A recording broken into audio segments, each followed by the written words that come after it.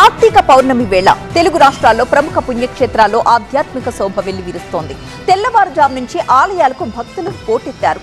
పెద్ద ఎత్తున కార్తీక దీపారాధనలు చేసి ప్రత్యేక పూజలు నిర్వహించారు. అనేక దేవాలయాల్లో జ్వాలా తోరణ కార్యక్రమాన్ని ఎంతో భక్తి శ్రద్ధలతో జరిపారు. భక్తులు పెద్ద సంఖ్యలో ఆలయాలకు తరలివచ్చి పూజలు చేశారు.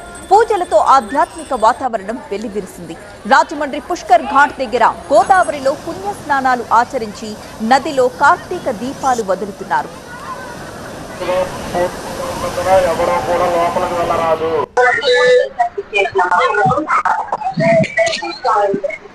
కార్తీక పౌర్ణమి సందర్భంగా ఏదైతే ఉమ్మడి తూర్పుగోదావరి జిల్లా వ్యాప్తంగా కూడా ఆధ్యాత్మిక కేంద్రంగా విరాజిల్లుతున్నటువంటి శైవ క్షేత్రాలన్నీ భక్తులతో కిటకిటలాడుతున్నాయి. శివాలయాలన్నీ కూడా శివనామస్మరణతో మారుమోగుతున్నటువంటి పరిస్థితి. ఇటు రాజమండ్రి పుష్కర్ ఘాట్ వద్ద భక్తులు తెల్లారగట్ల నుంచి కూడా పెద్ద ఎత్తున దీపాలు వదిలేందుకు క్యూ కట్టారు. చిన్నపిల్లలు పెద్దలు అంతా కలిసి కార్తీక మాసంలో ఈరోజు 365 ఒత్తులు కనుక వెలిగించి ఆ శివుడికి ప్రీతికరమైనటువంటి రోజు ఈరోజు ఏదైతే గోదావరి స్నానాలకు ఆచరించినటువంటి పెద్ద ఎత్తున భక్తులు ఇక్కడ చేరుకున్నారు. ప్రత్యేకమైనటువంటి ఏర్పాట్లు ఇటు రాజమండ్రి మున్సిపల్ అధికారులతో పాటు స్థానిక పోలీసులు కూడా ఎక్కడా ప్రమాదాలు జరగకుండా ప్రత్యేకమైనటువంటి పడవల్ని కూడా ఇక్కడ ఏర్పాటు చేసినటువంటి పరిస్థితి. అయితే ఈరోజు కార్తీక శుద్ధ పౌర్ణమి లేదా కార్తీక పున్నమి అని కూడా అంటారు. ఈ కార్తీక మాసంలో గనక శుక్లపక్షంలో పున్నమి తిథి కలిగి 15వ రోజు, అంటే ఈ రోజు కనుక ఖచ్చితంగా 365 రోజులు వెలిగిస్తే కనుక సంవత్సరంలో ఉన్నటువంటి ఎప్పుడైతే దీపాలు వదలలేదో ఆ పుణ్యం అంతా కూడా ఈ రోజు వస్తుందనేది పురాణాలు చెప్తున్నాయి.